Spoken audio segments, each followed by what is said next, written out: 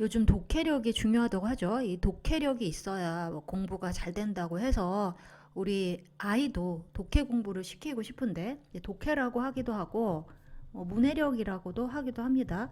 이걸 시키고 싶은데 이걸 전문적으로 하는 학원도 없고 교재를 샀는데 학부모로서 어떻게 해야 되는지 잘 모르겠다. 이런 문의들이 많아서 가정에서도 학부모님들이 아이들에게 독해 공부를 시킬 수 있는 방법에 대해서 좀 알려드릴게요. 일단은요, 독해 공부를 시키려면, 자, 여기서 독해는 한글 독해입니다. 영어 독해가 아니라 독해 공부법 해서 일단 독해 공부를 시키려면요, 이제 교재를 사야 돼요. 교재. 독해 책이죠. 자, 어디서 사냐? 서점에 많이 있습니다. 요즘에 초등학교 뭐 1학년부터 초6, 초등 단계도 있고요. 중등 단계도 있고요. 고등은 이미 이렇게 독해책이 있죠. 왜냐하면 수능을 공부해야 되는 친구들이기 때문에 고등은 여러 출판사에서 뭐 많은 독해책이 나오고 있습니다. 제가 하는 이 독해 공부법은요. 초등학생 어머니들이 좀 들었으면 좋겠어요. 자, 고등학생 어머니들이 듣는다면은 사실은 이미 늦었습니다. 고등학교 때 독해 실력을 특히나 비문학 독해 실력을 갑자기 늘린다는 거는 쉽지 않은 일이에요. 그래서 제가 설명하는 이 독해 공부법은 초등학생 어머니들이 좀 들었으면 감사하겠습니다. 초등학교부터 이제 중등까지 꾸준히 하면은 굉장히 좋죠. 가가지고 서점에서 책을 사면 되는데요. 어머니들이 여기서 너무 시간을 많이 이제 소모를 하죠. 무슨 책을 살까? 근데 제가 늘 강조하는 건요. 내가 푼 책이 제일 좋은 책입니다. 그러니까 A 책을 살까, B 책을 살까, C 책을 살까 막 고민을 하는데 아무거나 잡아서 얘를 풀었죠. 그럼 이 책이 좋은 책이에요. 내가 B라는 책을 사서 풀었죠. 그럼 B가 제일 좋은 책입니다. 자, 어떤 책이 좋은 책이냐? 내가 읽은 책이 좋은 책이에요. 그러니까 좋은 책을 고르기 위해서 시간 낭비를 더 이상 하지 마세요. 그래도 좀 정해주세요. 그러면은요, 좀 출판 연도가 좀 오래돼서 중간중간에 뭐 고친다든지 수정을 많이 했던 거, 그리고 오랫동안 팔렸다라는 거는 뭔가 좀 검증이 된 거죠. 그래서 저는 뭐 수업할 때 뿌리 깊은 독해력이나 비타민 독해력 책도 많이 썼고요. 디딤돌 독해력 뭐 이런 걸 쓰고 있는데 제가 서점에 가서 봤는데 뭐 다 좋더라고요. 뭐 이걸 뭘 어떤 게 좋다 나쁘다 이렇게 고를 수가 없더라고요. 그래서 아무거나 골라서요. 일단 푸시고요. 난이도가 중요하죠. 자, 교재를 정했으면은 이제 난이도를 정해야 되는데 우리 아이가 초등학교 4학년이면 그냥 4학년 책을 사주세요. 5학년이면 5학년 책을 사주세요. 그런데 제가 늘 얘기하는 1대 8대 1의 법칙이 있는데요. 1은 그 수준보다 낮은 거를 해야 되는 아이고요. 1은 그 수준보다 높은 거를 해야 되고요. 대부분의 80%는 그냥 그 학년에 맞는 수준을 하면 됩니다. 이제 간혹 가다가 이렇게 1에 해당되는 아이처럼 너무 힘들어하는 친구도 있고요. 1에 해당되는 아이처럼 너무 쉬워하는 친구도 있지만 이 80%는 대다수 자기 학년이다. 우리 아이가 이 80%에 들지, 이 1에 들지, 이 1에 들지는 사실 어머니들이 가장 잘 알고 있습니다. 그동안 뭐 학원을 보내봤고 피드백을 많이 받아봤잖아요. 그래서 잘 알고 있기 때문에 우리 아이가 조금 잘한다 싶으면은 한 학년 높은 걸 해주시고요. 좀 못한다 싶으면 한 학년 낮은 걸 해주세요. 대부분은 자기 학년을 하면 됩니다. 자, 그래도 궁금하다. 그러면은 저희가 레벨 테스트가 있어요. 저희 책 먹는 고래 레벨 테스트를 좀 받겠다고 카카오 채널 책 먹는 고래에서 레벨 테스트를 받을 수 있을까요? 라고 문의를 해주시면은 테스트를 해드릴 수는 있습니다.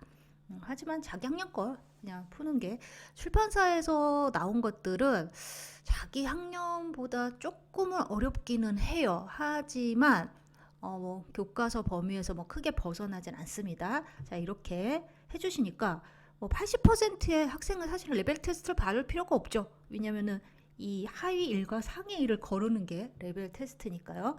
자, 이렇게 해서 교재를 정하고 학년을 정했습니다. 그런 다음에 또 어머니들 고민이 이 교재 중에서요. 비문학인 교재가 있고 비문학 독해 교재가 있고 문학 독해 교재가 있는데 그럼 뭐가 더 중요하냐? 뭘 더 풀러야 되냐? 그래서 이게 합쳐져서 나온 책이 있고요. 비문학 따로 문학 따로 분리된 책이 나와 있는데요. 둘 다 중요하죠. 둘 다 중요하지만 우리 아이가 시간도 없고 뭐 학원도 다니고 뭐 영어도 해야 되고 수학도 해야 되고 두 개 중에 한 개만 고르세요. 그러면 저는 비문학을 추천합니다. 자, 이유는 뭐냐면요. 문학이라는 것은 국어에 뭐 시도 있고 문학도 있고 뭐 기행문도 있고 여러 가지 있는 것 중에 일부분이죠. 비문학은요.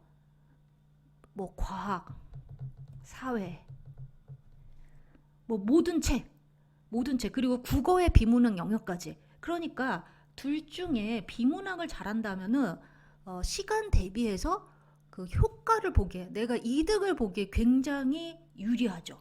하지만 또 문학을 하지 말라는 뜻은 아닙니다. 그리고 또 비문학을 잘하면 문학도 잘해요. 자, 저희 아이가 수능을 봤는데 문학 좀 이제 수능을 보고 재수를 했는데요.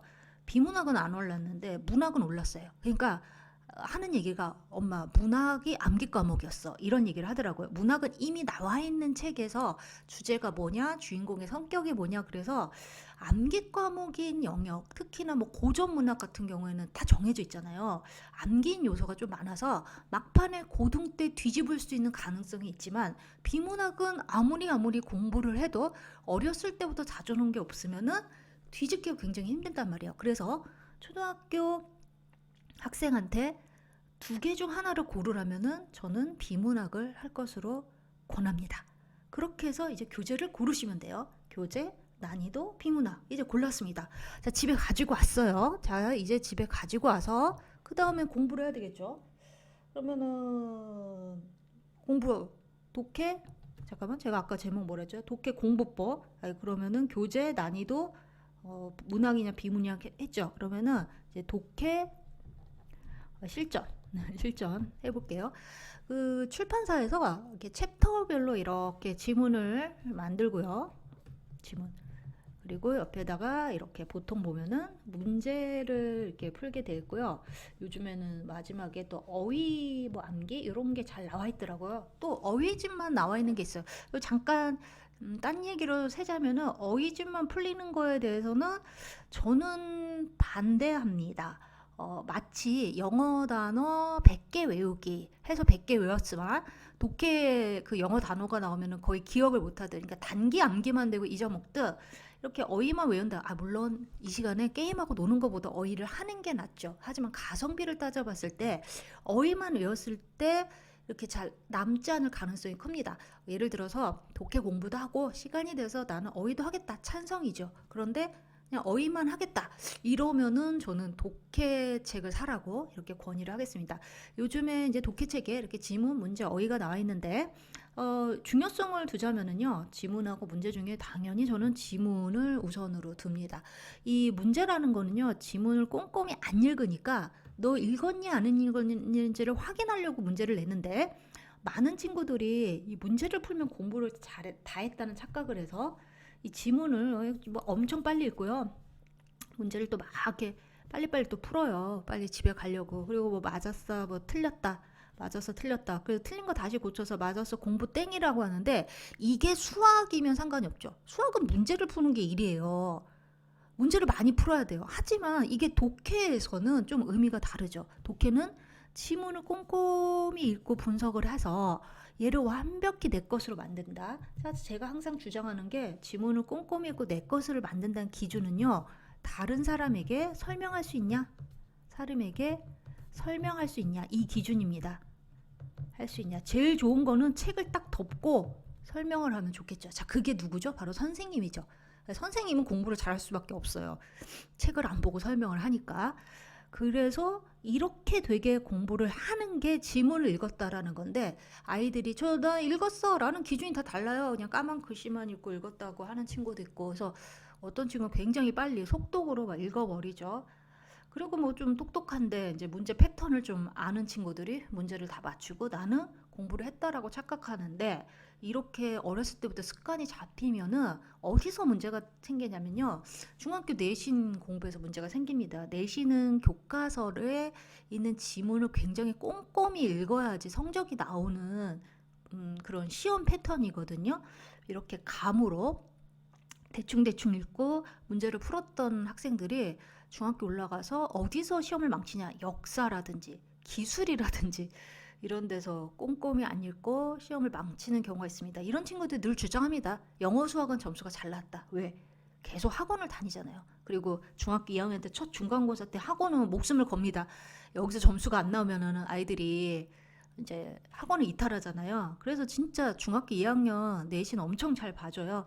그런데 왜 사회랑 이런 걸 안 나왔을까요? 라고 하면서 우리 아이는 영수만 잘해요. 그런데 영수만 잘한 게 아니죠. 그 학원에서 다 떠먹여 준 거고 어떻게 보면은 사회 점수가 본인 점수이기도 합니다. 그게 고등학교 때 받아야 될 내 점수라고 생각을 하면 되죠. 자, 다시 본론으로 와서 다른 사람에게 설명할 수 있냐? 그러면은 다른 사람에게 설명할 수 있게 꼼꼼히 읽게 하려면은 어떻게 해야 되냐? 요 세 가지를 시키면 됩니다. 처음에 지문을 구조화 시키는 거죠. 구조화. 그 다음에 안 읽으니까 읽게 하려고 문단별 제목을 적게 합니다. 제목. 그래도 꼼꼼히 안 읽을까봐 그림 그리기를 시킵니다. 제가 이렇게 하는 수업 방식은 샘플로 올려둔 게 몇 개 있어요. 그런 걸 보면서 참고를 좀 해주시면 됩니다. 구조화라는 거는요, 뭐 글이 뭐 덩어리가 있고 뭐 서브 제목이 3개가 나눠진다 했을 때 뭐 이런 식으로 글을 이렇게 도표로 좀 그리는 거죠. 문단별 제목은요, 그 문단이 뭐 보통 한 문단에 4줄, 5줄인데 제목이 다 있어요. 모든 글에는 제목이 있고요. 제목이 만약에 없다, 그 글은 잘못 쓴 거예요. 중구난방 그냥 헛소리를 한 거죠. 그러니까 제목을 못 만들죠. 제목이 기가 막히게 나오는 비문학 책은 교과서입니다. 교과서는 완벽하게 뭔가 구조화되어 있고 제목별로 나뉘어진 책이에요. 그래서 교과서죠. 그러니 뭐 구조화시키고 제목 뽑기를 잘한다면은 교과서는 오히려 좀 쉽게 느껴질 것 같아요. 문단별 제목. 뭐 예를 들어서 뭐 그런 거 있잖아요. 뭐뭐의 정의, 뭐뭐의 문제점, 뭐뭐의 해결 방법, 뭐 이런 식으로 아마 제목이 나오는 그런 글들이 많을 거예요. 이 제목을 저희 수업 같은 경우는 수업을 하기 전에 한번 제목 만드는 거를 좀 시켜봐요. 좀 첫 수업에서 아주 감 좋게 잘하는 친구도 있고 굉장히 또 헤매는 친구도 있는데 첫 수업에서 좀 제목을 잘하는 친구들이 끝까지 공부를 잘하고 이런 친구들이 고등학교까지 올라가서도 잘하더라고요. 그만큼 뭐 핵심을 좀 뽑는다 그럴까? 핵심 뽑는 능력이 있죠.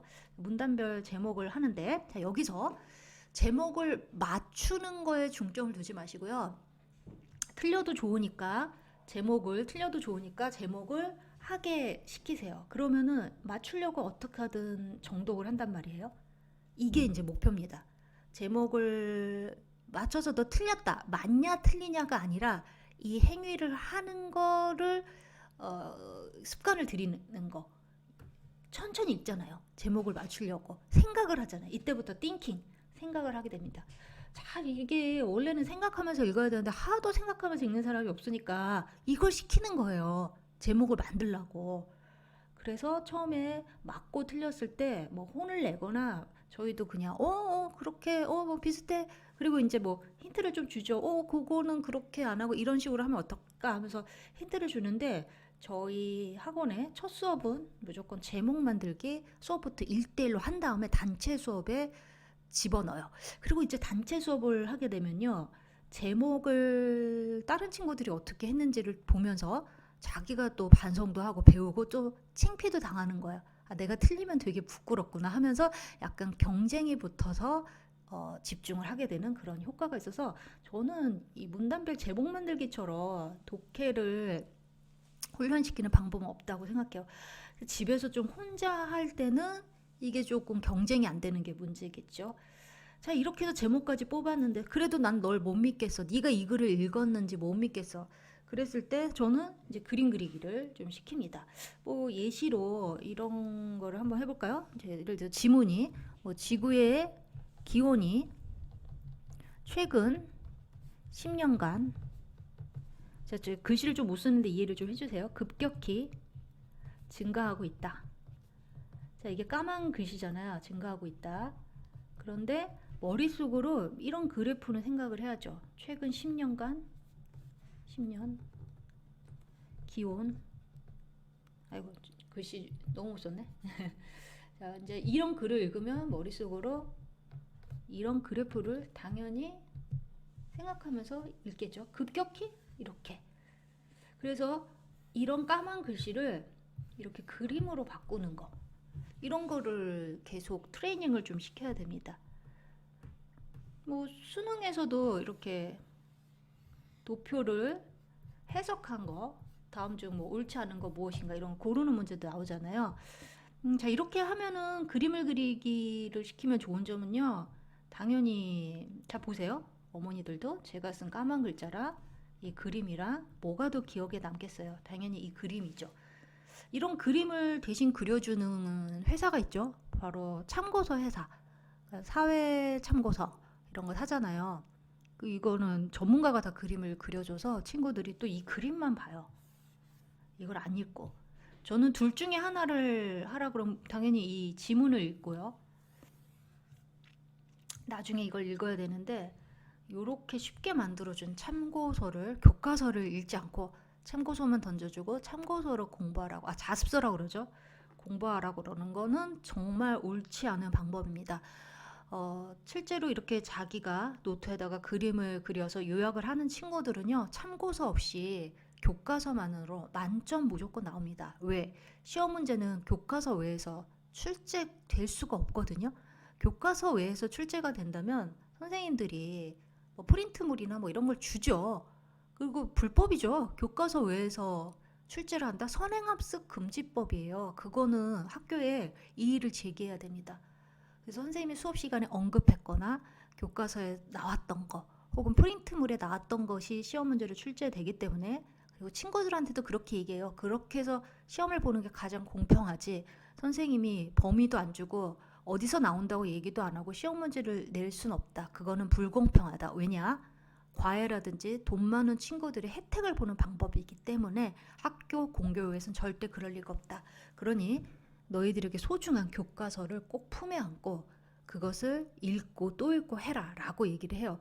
참고서, 자습서는 교과서가 아니죠. 그거는 교과서 다음에 교과서를 다 했는데 너무 지루했을 때 읽는 거죠. 근데 어머니들은 어느 출판 참고서가 좋는지, 또 이거를 굉장히 제일 좋은 참고서는 그냥 교과서입니다.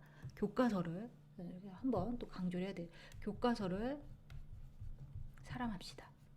근데 이 교과서를 잃어버린 친구들이 많아요.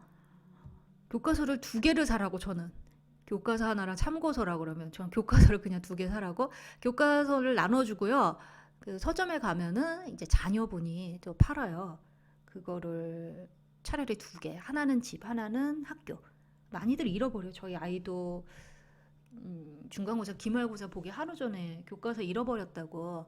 근데 너 어떻게 공부할래? 그랬더니 친구가 자기 안 본다고 줬어 하면서 친구 걸로 또 공부하더라고요. 그래서 우리 아들도 문제고 친구도 문제구나. 잃어버린 친구나, 잃어버렸다고 자기 교과서를 주는 친구나.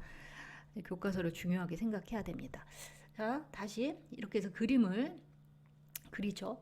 자, 이런 식으로 하면은요, 지문을 다른 사람에게 설명을 할 수 있어요. 자, 요렇게 해서 지문 중심으로 공부를 하면은요, 제일 큰 효과가 바로 이거 제일 큰 효과가, 제가 여기다 쓸게요. 초성 힌트를 드릴까요? 이걸 느껴요. 이거 뭐죠? 바로 재미.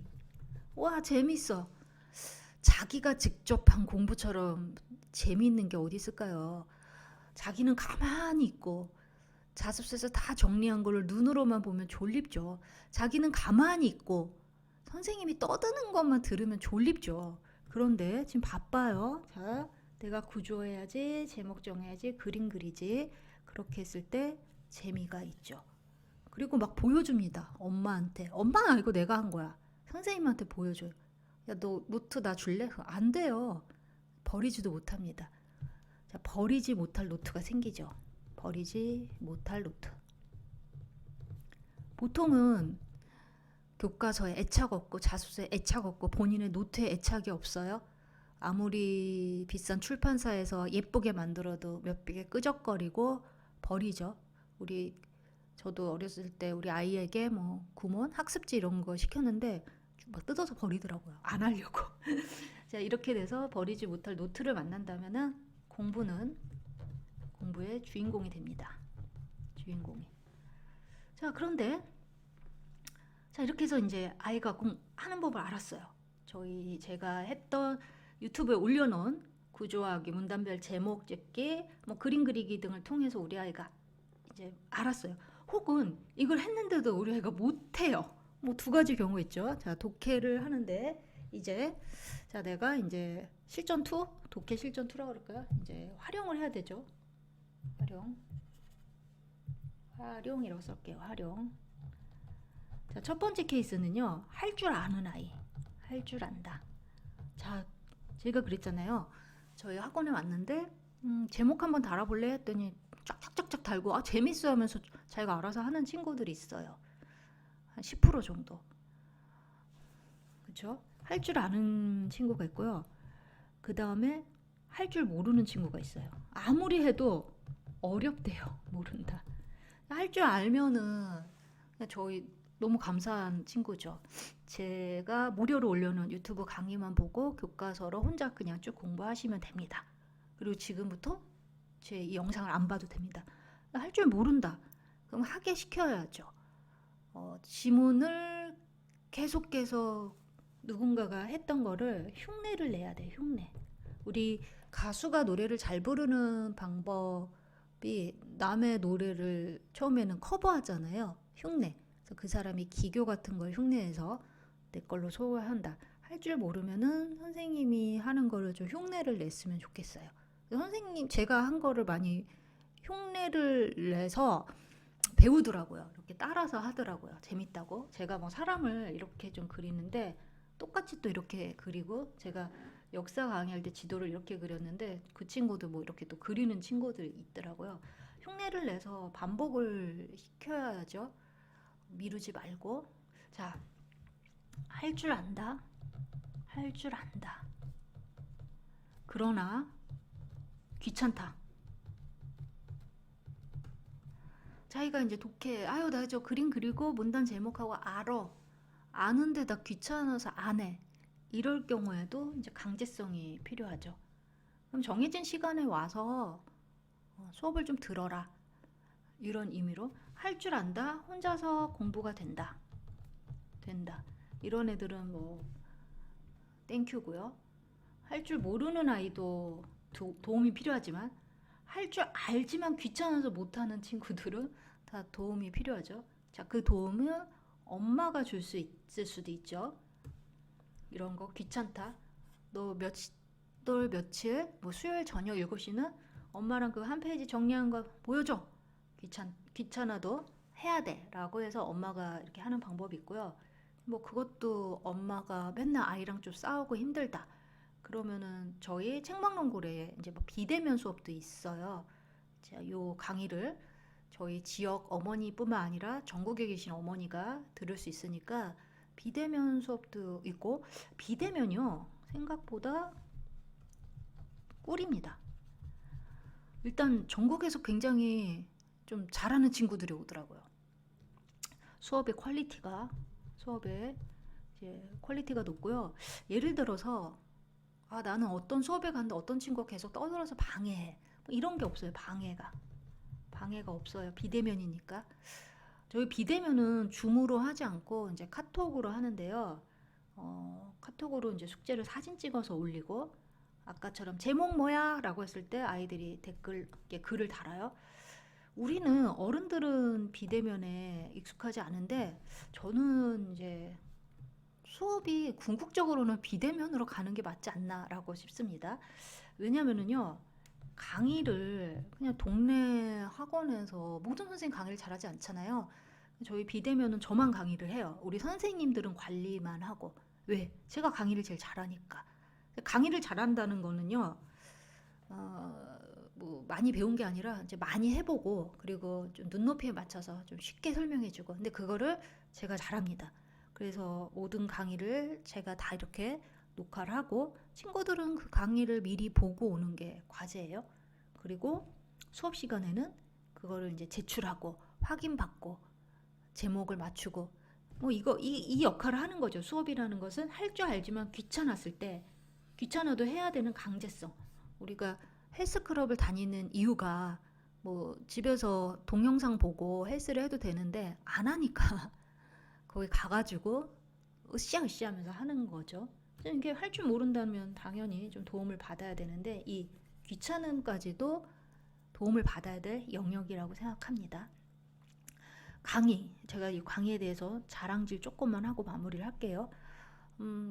강의는 정말 지루하면 안 되죠. 지루하면 안 되고 어려우면 안 돼요. 그래서 저 같은 경우는 어휘, 특히나 어휘 같은 거를 학생들이 어려워하기 때문에 최대한 쉽게 뭐 수빈 촉촉해 뭐 이런 식으로 뭐 폭로 막 발설하는 거야 말하는 거야 뭐 이런 식으로 해서 보온성 따뜻한 거 우리가 말하는 한자는 다 되게 쉬운 말로 바꿀 수 있거든요. 그런 어휘들을 좀 쉽게 설명을 해줘요. 자꾸 얘기가 또 딴 데로 갔는데 사전 얘기해 볼까요? 국어사전? 국어사전 사줘야 되나? 국어사전은 사줘도 정말 좀 트렌디하지 않죠. 네이버에 다 있고 챗 GPT가 세상을 뒤흔드는 시대에 국어사전, 종이사전이라뇨. 그거 꼭 종이로도 사줘야 된다고 하는데 일단 문제점이 있는데요. 이 사전에서 해석된 어휘가 또 헬입니다. 헬. 그러니까 저처럼 아까 수변 그러면 촉촉해 이러면 끝나는 거야. 수변은 뭐 습기가 뭐 나오는 어쩌는데 애들이 또 습기를 몰라요. 그러니까 이 사전을 본다고 해서 그 어휘가 이해되지가 않습니다. 더 어려워요. 그리고 시간이 오래 걸려요. 이해도 안 되고 시간이 오래 걸려요. 그거를 이렇게 찾고 있는 거를 어머니들은 좋은 현상이라고 보는데 저는 좋다고 생각하지 않습니다. 어휘를 모르면 그냥 네이버에 검색해서 빨리 찾아요. 그런 책은 좋고 컴퓨터는 나쁘다라는 것도 고정관념입니다. 예전에는 이런 방식이 맞았죠. 20년 전 뭐 그런 전자사전 이런 게 없었을 때는 국어사전을 찾아오면서 공부를 하는 게 맞았는데 지금 세상이 얼마나 바뀌었어요. 그 마이크로소프트사에서 나오는 빙 이런 거 써보시면은 논문도 다 만들어주고 리포트도 다 써주고 글도 다 써주는 세상으로 진입을 했습니다. 이렇게 국어사전을 찾는데 시간을 제발 낭비하지 않았으면 좋겠습니다. 사전을 찾는다고 어휘가 절대 들어오지 않습니다. 어휘는요, 글을 읽고 앞뒤 문맥에 맞춰서 좀 유추하면서 독해 지문을 많이 읽으면서 많이 노출되면서 이렇게 습득하는 방식으로 해줬으면 좋겠습니다. 물론 고학년? 고학년이고 내일 당장 시험인데 뭐 어휘 뭐 학교에서 어휘 시험을 본다 이럴 땐 공부를 해야죠. 그렇지만 지금 초등학생이고 아직 시험이란 압박감이 없었을 때는 어휘를 막 외우는 방식으로 하지 말고 지문을 읽으면서 자연스럽게 습득되는 방식으로 해야지 아이들이 롱런할 수 있어요. 힘들지 않고 좀 재미있게 공부는 재미다 이걸 좀 알려줬으면 좋겠습니다. 더 궁금한 사항은 뭐 저희 카카오 채널 카카오톡으로 책 먹는 고래라고 검색하시면은 답을 드릴 수가 있습니다. 이거는 이제 개인으로 이제 글이 보이지 않고요. 지금 유튜브에 댓글 달면은 이제 또 이제 노출이 되는데 어머니들이 나는 좀 개인적으로 질문하고 싶다. 그러면은 카카오톡으로 질문을 해주시면은 좋을 것 같습니다. 제가 기회가 되면은 제가 독해 수업도 오래 해봤고 저희 아이도 다 커서 수능도 치르고 해서 어머니들께 제가 초등학생 아이를 키웠을 때 정말 모르는 게 많고 답답했었거든요. 그런 것들에 대해서 하나둘씩 또 편안하게 얘기하는 기회가 되면은 또 강의 그냥 수다를 올리도록 하겠습니다.